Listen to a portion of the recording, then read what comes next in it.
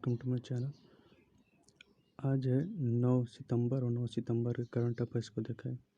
Video में आगे बढ़ने से पहले वीडियो अगर अच्छा लगे तो लाइक शेयर एंड सब्सक्राइब जरूर करिएगा। चलिए आज का पहला क्वेश्चन देखते हैं। पहला क्वेश्चन कौन सा है? ईवी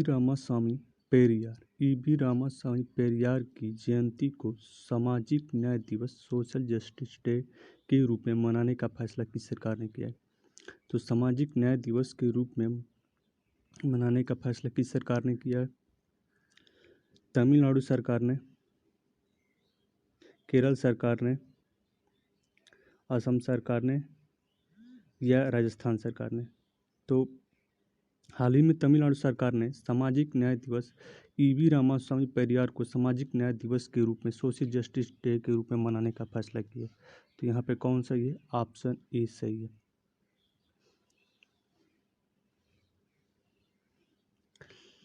तमिलनाडु सरकार ने हर साल 17 सितंबर को सामाजिक न्याय दिवस के रूप में सुधारवादी नेता ईवी रामास्वामी पेरियार की जयंती मनाने का फैसला किया। पेरियार 17 सितंबर 1869 से लेकर 24 सितंबर 1973 से पहले संवैधानिक संशोधन अधिनियम जो पिछड़े वर्ग के लिए आरक्षण की रक्षा करता था के अधिनियम के महत्वपूर्ण भूमिका निभाई थी। किसमें? जो पिछड़े वर्ग के लिए आरक्षण जो अधिनियम में उन्होंने महत्वपूर्ण भूमिका निभाई थी। कौन? ईवी रामास्वामी पेरियार ने, जो तमिलनाडु के रहने वाले।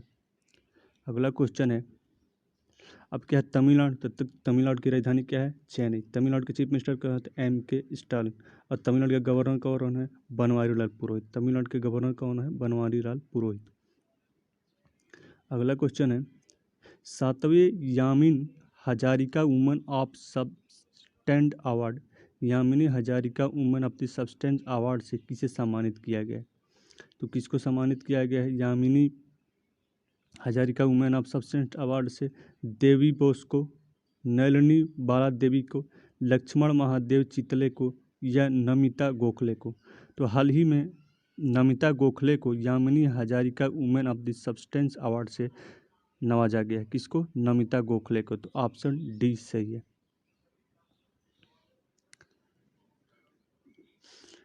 लेखिका नमिता गोखले को 7वें Yamini Hazarika women of the substance award, Yamini Hazarika women of the substance award से सम्मानित किया गया है। उन्हें हाल ही में एक वर्चुअल समारोह में इस सम्मान से सम्मानित किया गया था।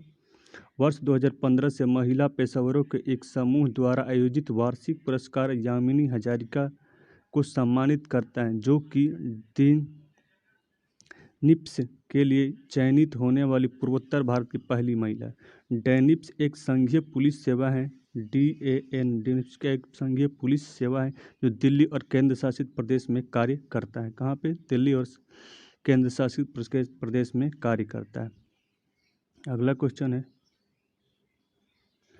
बंद विंध्याचली पोर्टल और शिक्षा क्षेत्र में कई अन्य पहल को लॉन्च किसने किया है? तो किसने लॉन्च किया? अमित शाह ने, नरेंद्र मोदी ने, राजनाथ सिंह ने।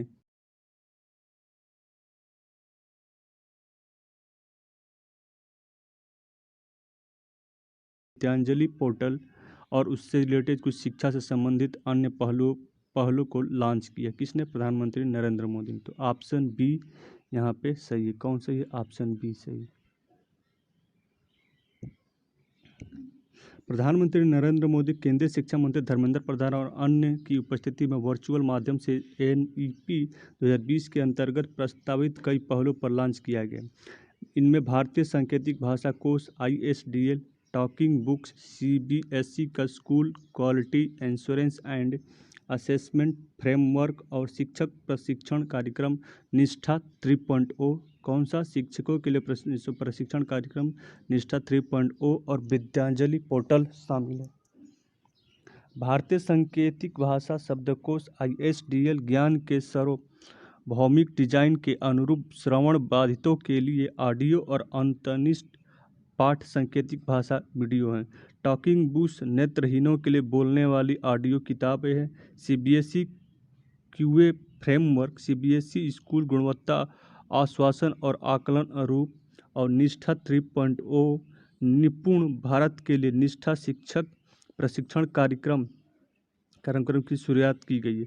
इसके अंतर्गत विद्यांजलि पोर्टल विद्यांचल के विकास के लिए शिक्षा स्वयंसेवकों दाताओं CSR योगदानकर्ताओं की सुविधा के लिए प्रधानमंत्री कार्यालय के द्वारा जारी अपडेट के अनुसार वर्ष 2021 में आयोजित किए जाने पहले दिनों तक पूरे देश में मनाया जाने वाला शिक्षक पूर्व न केवल सभी स्तरों पर शिक्षा की निरंतरता सुनिश्चित करने के लिए बल्कि देश भर के स्कूलों में गुणवत्ता समावेशी प्रथाओं या स्थायित्व में सुधार के लिए नवीन तौर और तरीकों को प्रोत्साहित करेगा। किसके द्वारा? विद्यांजलि पोर्टल के द्वारा।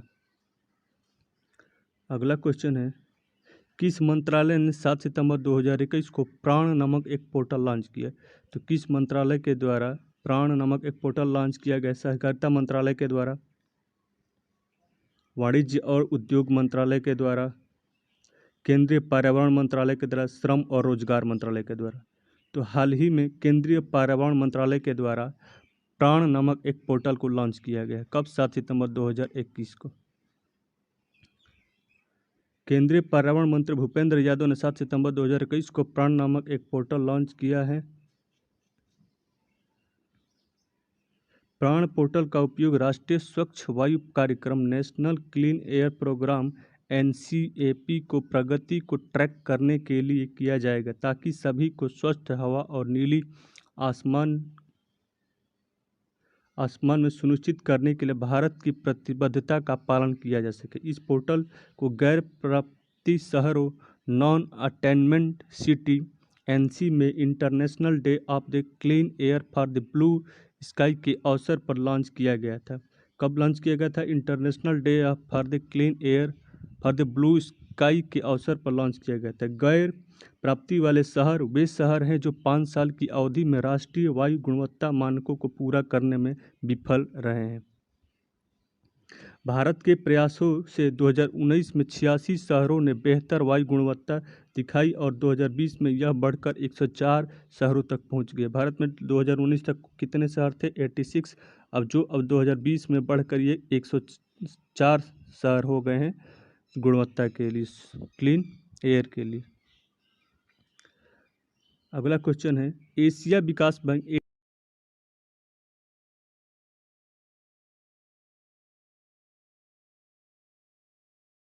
मंजूरी दी है ADB ने तमिलनाडु शहरी आवास परियोजना के लिए $104 मिलियन का, $150 मिलियन का या $100 मिलियन, $90 मिलियन। तो हाल ही में ADB ने तमिलनाडु शहरी गरीब आवास परियोजना के $150 मिलियन के ऋण को समझौता दिया। कितने का? $150 मिलियन का। तो ऑप्शन बी सही हो जाए।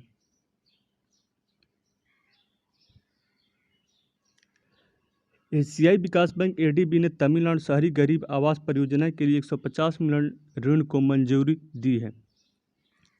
इसका मुख्य उद्देश्य क्या है?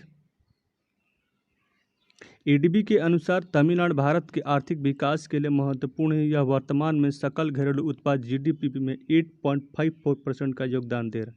राज्य में आर्थिक अवसरों ने ग्रामीण शहरों प्रवास दर को बढ़ावा दिया है। भारत में तमिलनाडु में पहले से ही सबसे अधिक शहरीकरण दर है। एशियाई विकास बैंक ने कमजोर और वंचित परिवारों को सुरक्षित समावेशी किफायती आवास के बुनियादी ढांचे और सेवाओं तक पहुंच प्रदान करने के उद्देश्य से $150 मिलियन के ऋण को मंजूरी दी है। किसने?